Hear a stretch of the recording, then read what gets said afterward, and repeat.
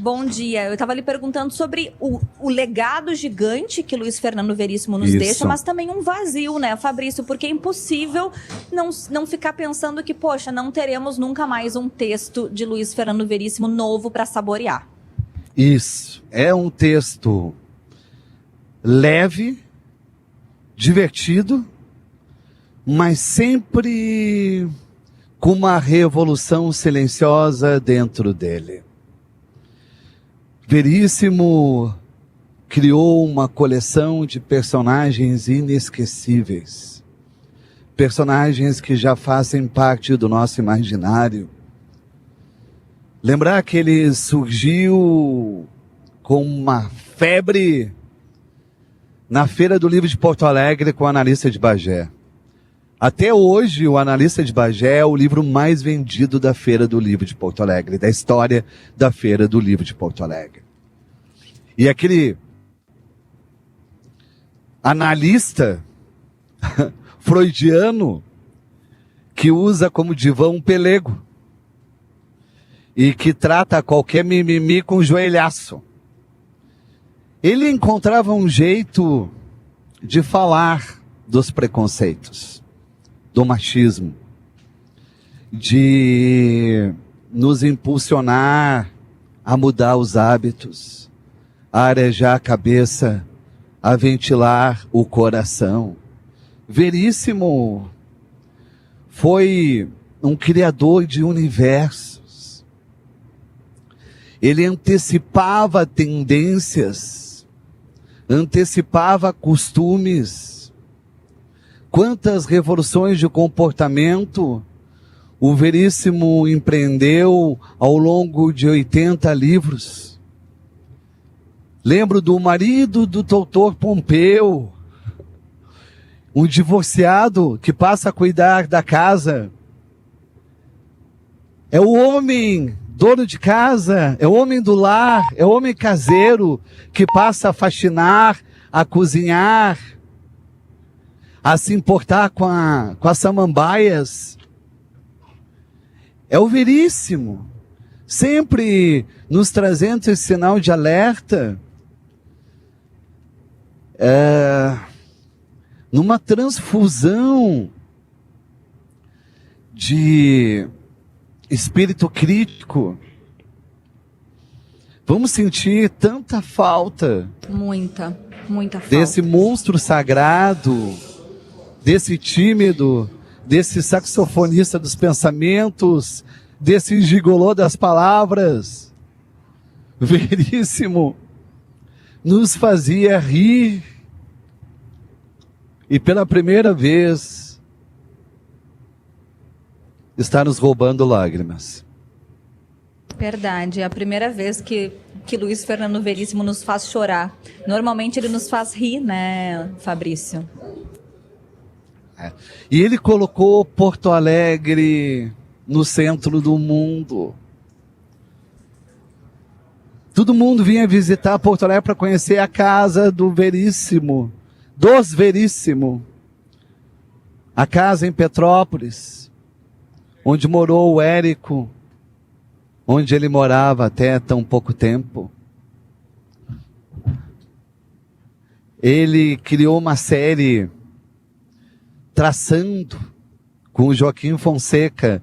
Não sei se lembra, Mari.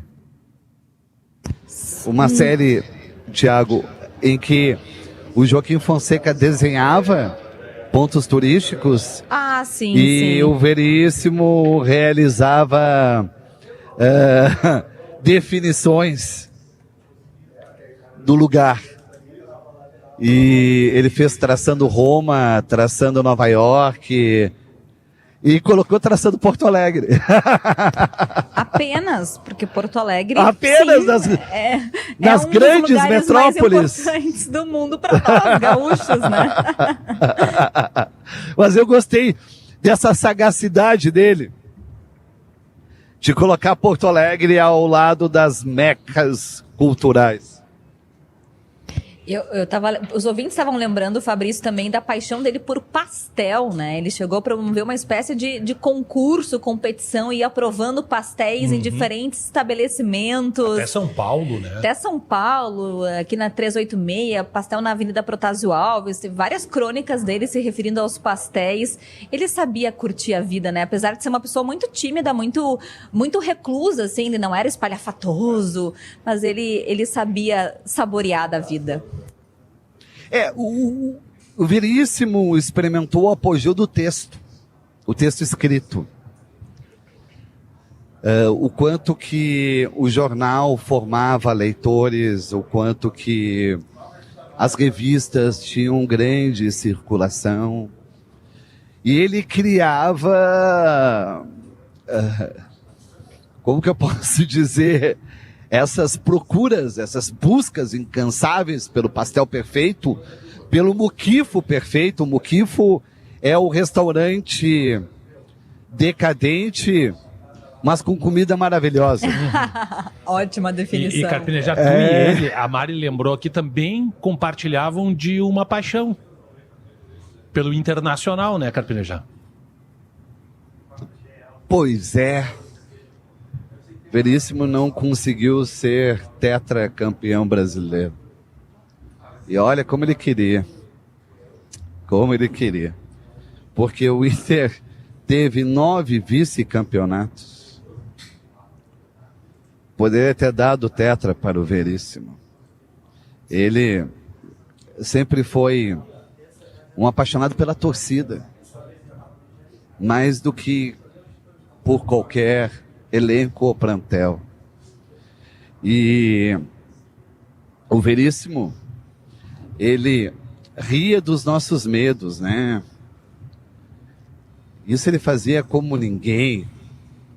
Eu recordo de uma crônica que o Rio de Janeiro se mostrava uma cidade muito violenta.